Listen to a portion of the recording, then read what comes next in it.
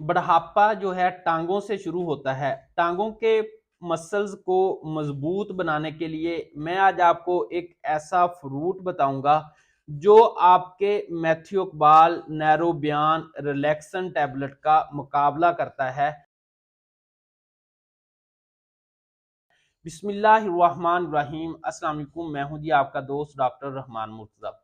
दोस्तों, अगर आपकी टांगों के पट्टे मजबूत हैं तो आप अपने बढ़ापे को कंट्रोल कर सकते हैं। बढ़ापे से जो आपकी अलामत आती हैं, चला नहीं जाता, बैठा नहीं जाता, हिला नहीं जाता, यानी कि पट्टे बिल्कुल नकारा हो जाते हैं, उनको महफूज बना सकते हैं। देखें, हम क्या करते हैं, हम नेचुरल फूड्स का इस्तेमाल नहीं करते। मरीज अक्सर आकर ये कहते हैं कि मेरी मसल्स कमज़ोर होना शुरू हुए तो मैंने इंजेक्शन लगवा लिया, पहले महीने में, फिर 8 दिन में, फिर 10 दिन में, इस तरह यानी उनका टाइम चेंज होता रहता है। हमने ये बात नहीं की कि हम खुराक के अंदर किस चीज़ का इस्तेमाल करें। मैं आज जिस फ्रूट की बात करने लगा हूँ, वल्ला इतने उसके फायदे हैं, हमने उसके ऊपर लेबल लगा दिया कि भाई ये जो फ्रूट है सिर्फ जिसको खून की कमी है उसने लेना है।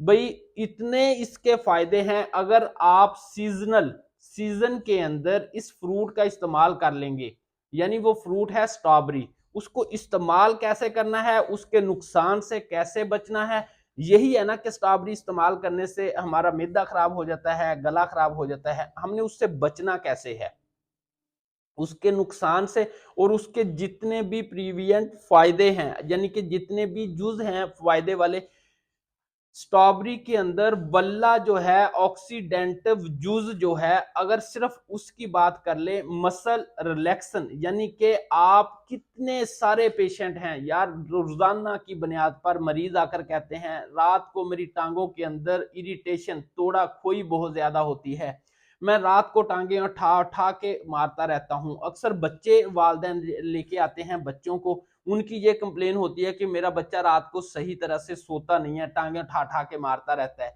यानी कि ऑक्सीडेंटिव जूस होता है, वो बॉडी को मसल्स हार्ड हो जाते हैं।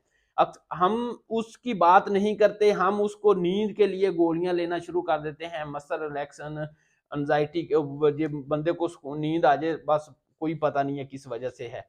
अगर आप सीजनल बेरी का इस्तेमाल कर लेते हैं, बेरी में बहुत से फ्रूट्स आते हैं, आज मैं सिर्फ आपसे स्ट्रॉबेरी की बात करूंगा।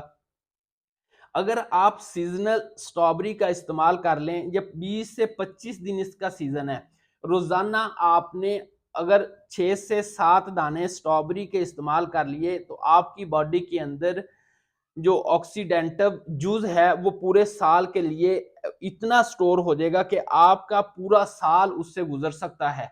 जो आपको तरह तरह के मसल रिलैक्स करने के लिए अद्वियात लेनी पड़ती हैं, मसल को रिलैक्स करने के लिए आपको टैबलेट लेनी पड़ती हैं, आयरोज सोजन को खत्म करने के लिए आपको anti inflammatory injection, tablet, antibiotics लेने पड़ते हैं। ये स्ट्रॉबेरी के अंदर तमाम जूस पाए जाते हैं। सबसे ज्यादा जो जूस इसके अंदर पाया जाता है वो है ऑक्सीडेंटिव, यानी कि मसल को रिलैक्स करने के लिए। तो हमारी टांगों के अगर मसल रिलैक्स होंगे तो हमारे खून की सर्कुलेशन दोबारा जो ऊपर को है टांगों ने करवानी होती है पैरास्टेटिक मूवमेंट के जरिए, वो बेहतर होगी, तो हमारी टांगों के मसल मजबूत एक्टिव हो जाएंगे, जिससे हम अपने बढ़ापे को कंट्रोल कर सकते हैं, रोक सकते हैं।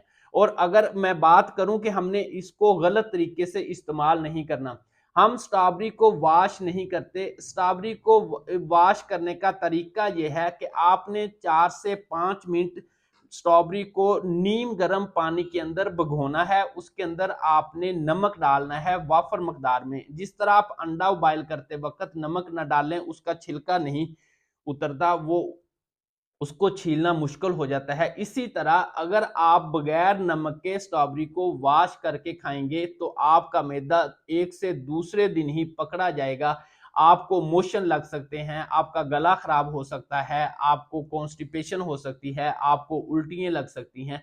लिहाजा स्ट्रॉबेरी के ऊपर, क्योंकि इसके पोर्स जो होते हैं ओपन होते हैं, वो वाफर मकदार में डस्ट को, अपने अंदर मट्टी को समा लेते हैं, वो पानी से नहीं निकलती। जब आप नमक डालते हैं तो वो तमाम मट्टी जो है उसके ऊपर वो सारी बाहर निकल जाती है और वो स्ट्रॉबेरी बिल्कुल साफ हो जाती है।